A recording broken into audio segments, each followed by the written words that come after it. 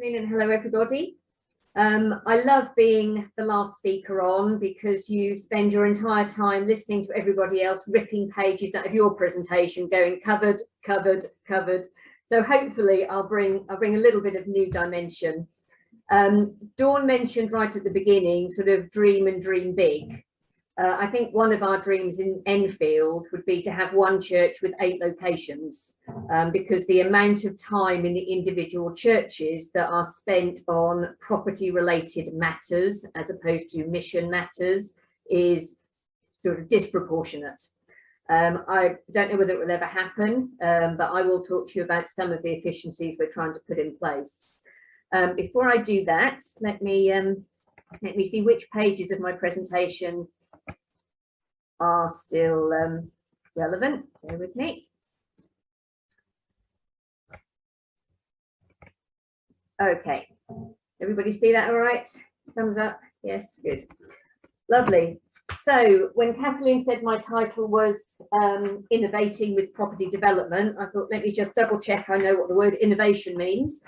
And it's a big word. Making changes in something established, and boy are our churches established, by introducing new methods, ideas or products. Introducing anything new in our churches can sometimes be a little bit difficult, as we've heard from Nadine. There's a little bit of resistance, and we just have to bring people along with us. I think when we think about innovation, if I can take you all back to 1938, the Great Western Steamship did its first Atlantic crossing. It was powered by paddle wheels and supplemented by sails. It carried 200 passengers and it took 15 days. Actually took 15 and a half days, but 15 days. So that's where we were in 1938. So if you could all close your eyes and imagine that you were one of the 200 passengers stepping off after your 15 and a half day Atlantic crossing, and you meet me. And I say to you, in 140 years' time, you could sit in a tube. That tube would have a pointy nose and wings. You'll be blasted into the sky. You'll fly at 1,354 miles per hour, which is twice the speed of sound. And you will actually cross the Atlantic in 3 hours. I think you would all basically say, I was completely mad, but that is basically what innovation is, and that's the dream big. So first of all, we've got 2 major new builds going on in Enfield, Edmonton that Kathleen already mentioned, and we've got something called The Space, which we've had great inspiration from Kathleen Richardson. And we've also, during the pandemic, taken the opportunity to do a major refurbishment for one of our other churches.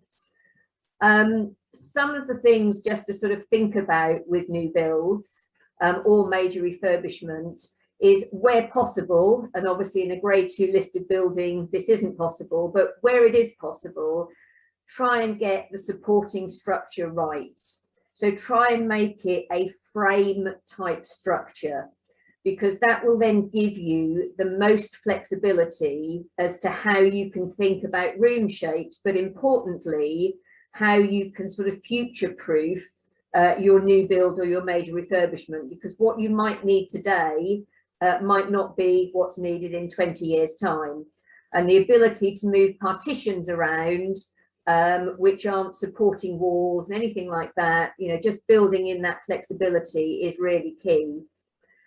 Also, although round shapes are lovely, trying to do square shapes or rectangular shapes will again give you much more flexibility with the types of activities that will actually be happening in all of those rooms.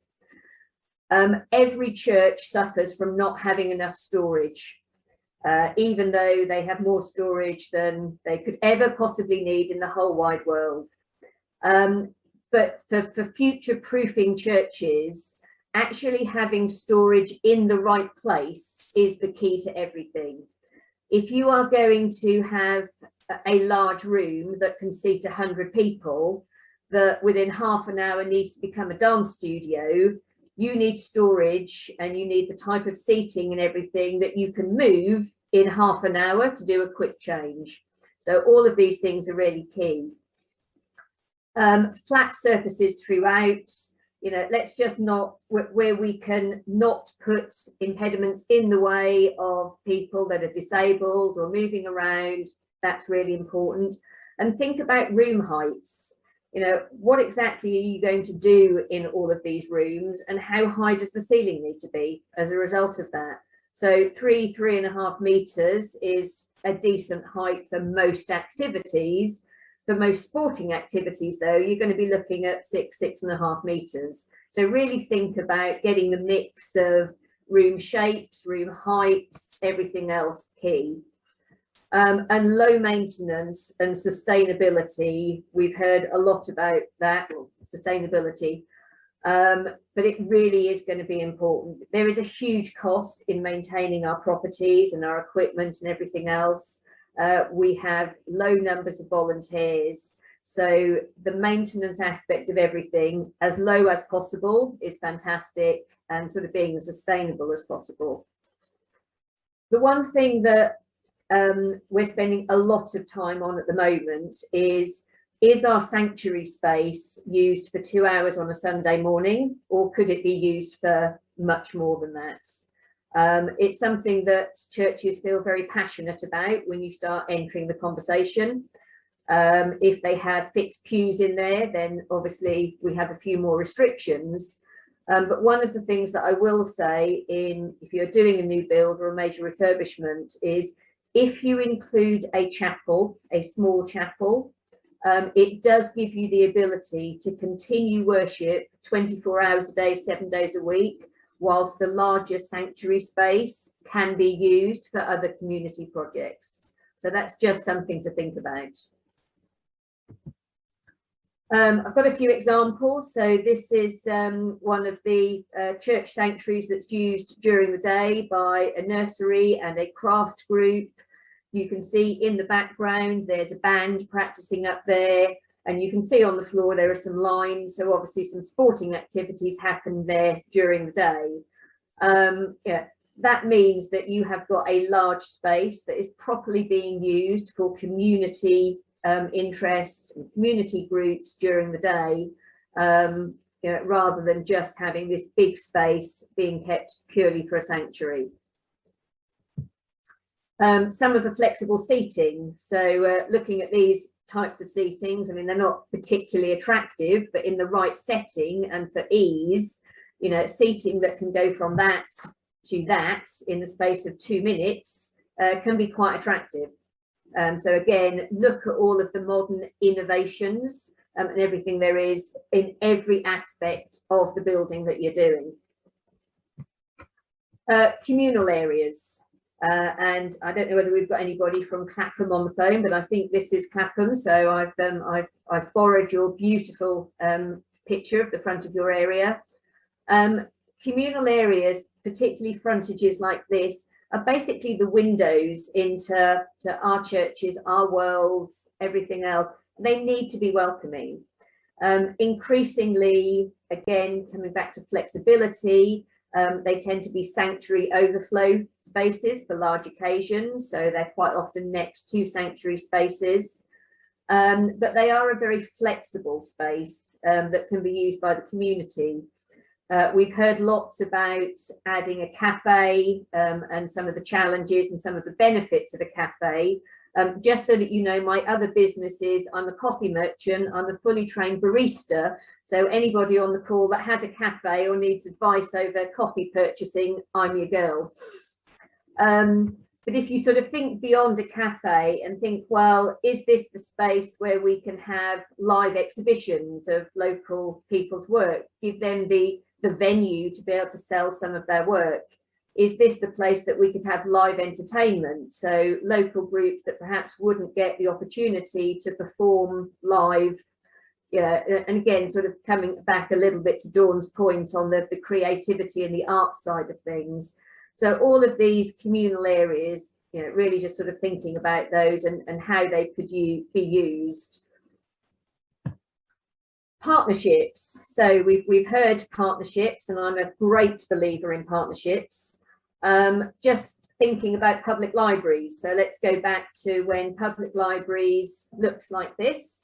You walked in, and if you made a noise, you were shushed straight away because they were very quiet places. You would sit down and read or do some research. You would borrow books from the library, and there was normally someone hanging around that could give you some information about anything local or where to find a book.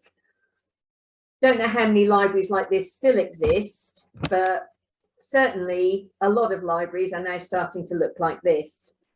One of the projects that we're doing with the space in Enfield has caught the attention of Enfield Council Library Services, because the way that we are planning to set it up with technology room, with open community space, with meeting rooms, social space, is exactly how public libraries are going nowadays. And so actually with very little sort of changes to what we were planning to do anyway, we can easily incorporate the public library, which is currently on the same estate, is open for 3 hours in 3 days, so 9 hours a week, manned by volunteers, and is a very dismal place. Whereas in our new building, we're going to be open from 8 in the morning till 10 o'clock in the evening. The library will be sort of sprinkled throughout, whereas libraries provide internet technology rooms. They're going to do that, so that saves us buying that technology, because that will all be provided by the council. So there's lots of benefits for some of this as well. So that's a great example of partnerships. So now a little bit of imagination. The church that we spent COVID doing some major refurbishments to, I was showing various people around last week, and we got to this bit, which is just down a little side alley of the church. It's still on church grounds, and it is next to one of their outbuildings that used to house a nursery. And this is all one of those soft surface areas, which is now overgrown and dirty and filthy, but it's where the children used to go out and play.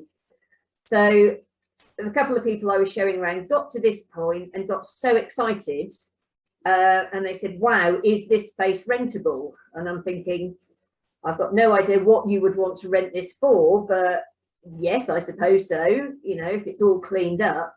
Well, I saw this, they saw, great, I'm a personal trainer. This is an absolutely perfect space for me to do one-on-one training with my clients. It would never have occurred to me that that space would have been suitable for that. So I'm going to ask you all a question, which is, how good is your imagination? I don't know whether any churches have got a space that looks a little bit like that. In one of my churches, we call that the Colin space. So it's where a little bit of junk, everything in that room has probably got a purpose, but no idea what it is or when it will be used. What is needed in the area is actually a bit of training and some bicycle repair shop. So again, exactly the same space, but being used for things that actually the community needs. So youths can be trained in there on some bicycle maintenance. We can offer an affordable service as people are encouraged to cycle much more than drive. So that's one idea.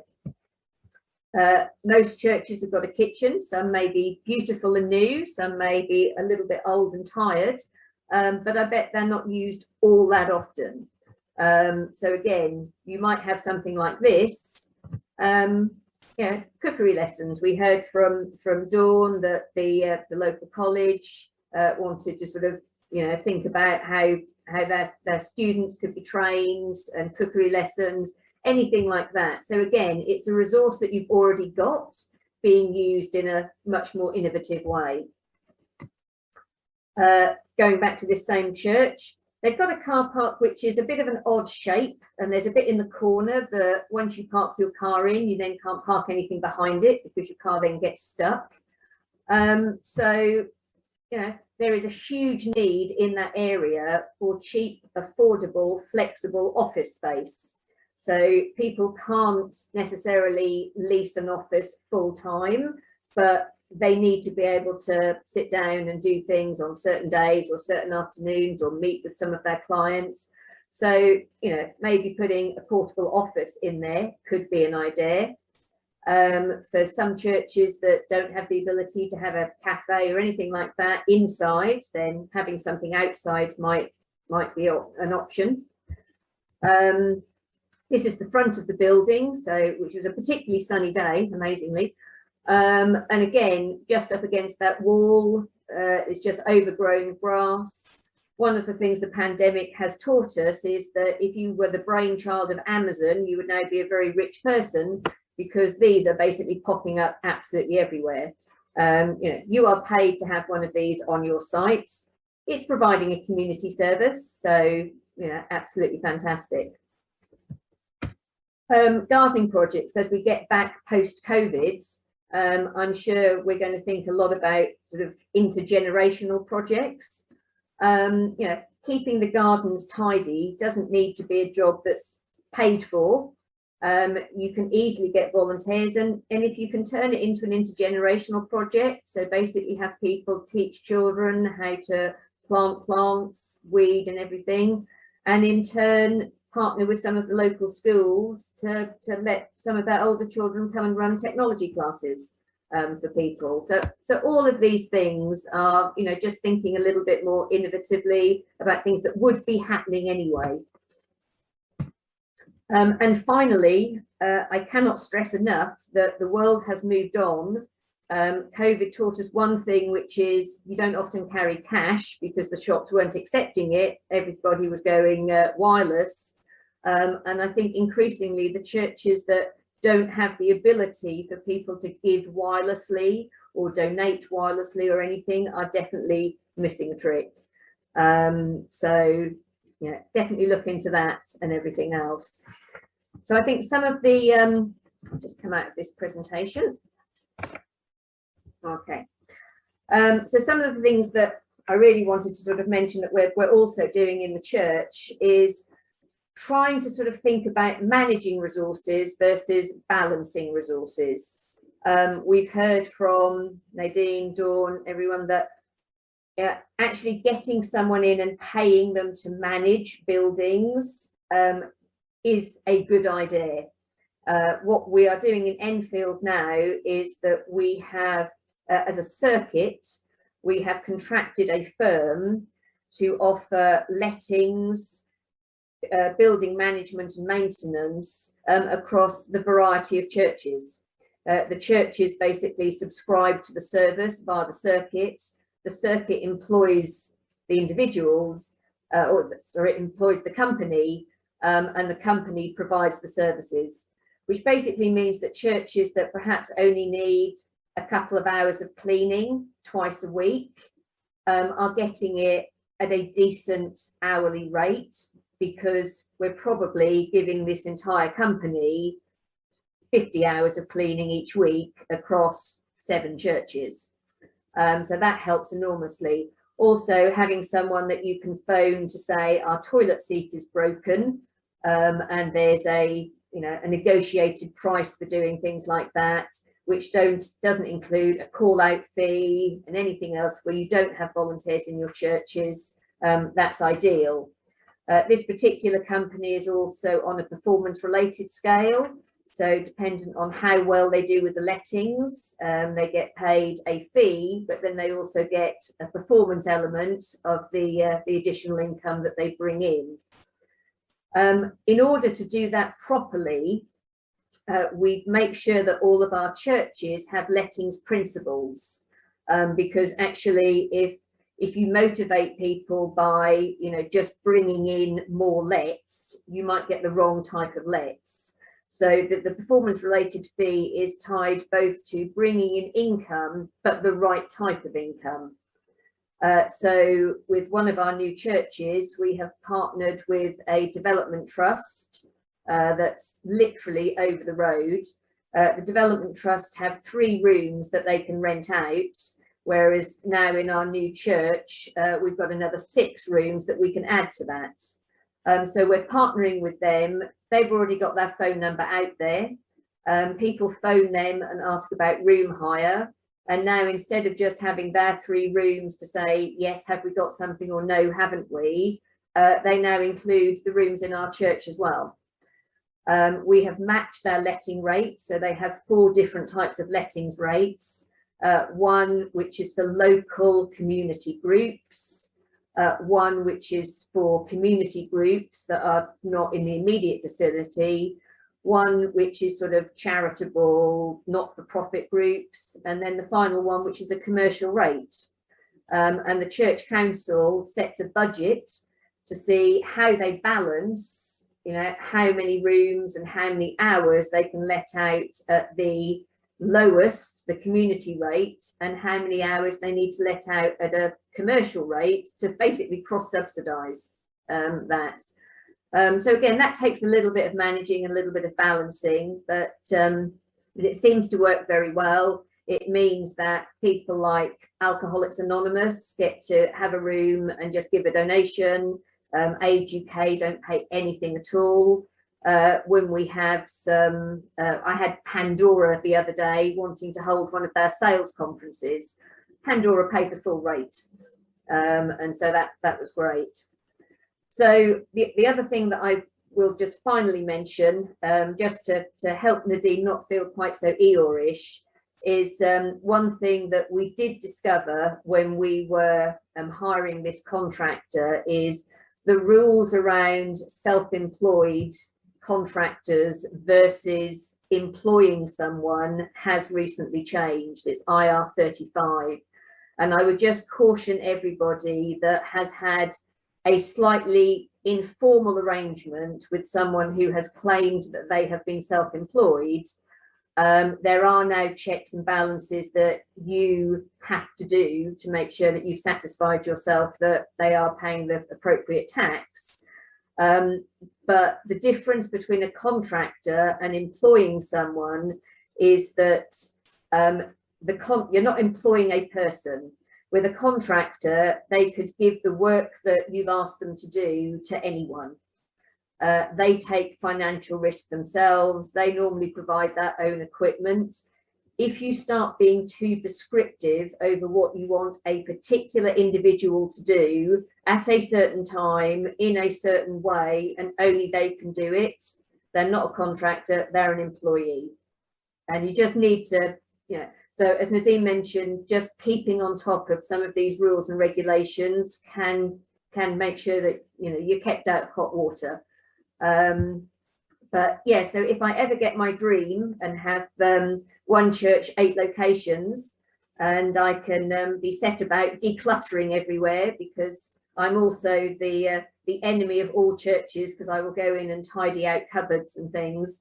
But no, that would be brilliant, and it would basically allow churches to really think about what do we want to say to our community, and how do we use this lovely tool, as Sally mentioned, which is the building, as the resource. That's me. Fabulous. Thank you so much, Anne. Loving the pictures where we get to see the before and after, which makes us think about what properties we've got and what we can now see in our eyes. Before I've already got a question here from Stephen Duckworth. So I was going to invite questions, if we can have a few quickly, and then we can move on. Stephen. Just 3 very quickies. You mentioned sustainability, but without defining it. Mm-hmm. Did you get full BREEAM standards? Are you carbon neutral? And have you joined Echo Church? Okay, let me take them in reverse order. No, we haven't. Almost. And as close to the spirit of, without actually sort of completing them. We have basically, wherever possible, we have gone for natural ventilation, we have gone for underfloor heating, we have gone for all time sensors on every light you could possibly imagine.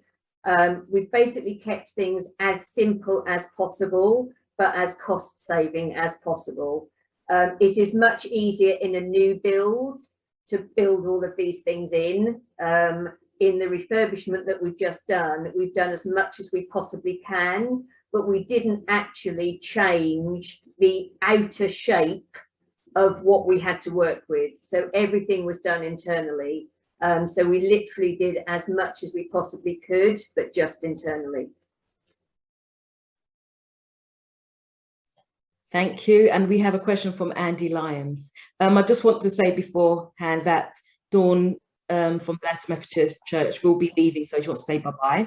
So when we see her disappear, we'll know why. And we're thanking her for a great contribution. That was brilliant. Thank you. So Andy. Just a quickie, it's not really a question, I suppose, but an observation really about in the sort of 1960s, there was this great move to multifunction spaces. But there's also a great danger in it that whilst, yes, sanctuaries perhaps only being used for an hour or two a week is problematic in terms of income generation and so on, there's also a danger that we just create a very ugly space. And the communion table and font and lectern are hid behind some movable screen or curtain, and the space in which people are enabled to worship is reduced. So yeah, just kind of my own thinking would be that whilst, I mean, I'm very lucky. I'm just currently having a brand new church built for me, and whilst I don't want that space to be not used in the week, I also want to be very careful it doesn't just become, a rather functional and ugly multi-space use that on a Sunday or in a weekday service appears that way. So just an observation. And I think you're absolutely right, Andy. And when you're talking to churches about how they want to use the sanctuary space, it is a very sensitive topic for that reason. And the example that I showed there, where you've got lines on the floor and everything else, that is, to me, that is more of a sports hall being used on a Sunday as a church. So you need to make sure you get the balance the other way around. And I say, I do think it's really important, if you are going to have a space that is used by the community in an appropriate way, that is your main sanctuary, to also have a chapel area of sufficient size, if you're able to, just to sort of make sure that you're not losing, you haven't just become a community hall during the week. There is still, the purpose, the mission and everything else that's there. Can I just come back on that? Sorry, I would argue against the chapel space, because then that is not your Sunday space, but that's another conversation altogether. We haven't got time for it today. But I am a liturgical theologian, so perhaps my preferences are different. Thank you. I think that's all the hands. Oh, we do have Sally. Just one quick one before we go into. Yeah, well, I just want to add to that. In some of our community spaces, which are also the worship spaces, they are functional spaces. There's no denying that. But we've made an effort to put up things that indicate that it's a Christian place. Such a lot of chapels have banners. Well, rather than a banner which can get knocked off as a sports going there, something that indicates that it's a Christian space, but if it gets hit by a ball, it doesn't matter. So I think that's a way. We've done it with halls as well. Just it's all to do with the decor and ensuring that it's still clear that it is part of the church premises. I think that the saddest moment in my life was about 4 years ago, when I was standing in the foyer of one of my churches watching I think it was either a dance group or a karate group finish, and the children leaving with their parents, and the child pointed to a door and said to his dad, "What's through that door?" And the dad said, "Oh, I don't know, I think it's a church or something like that."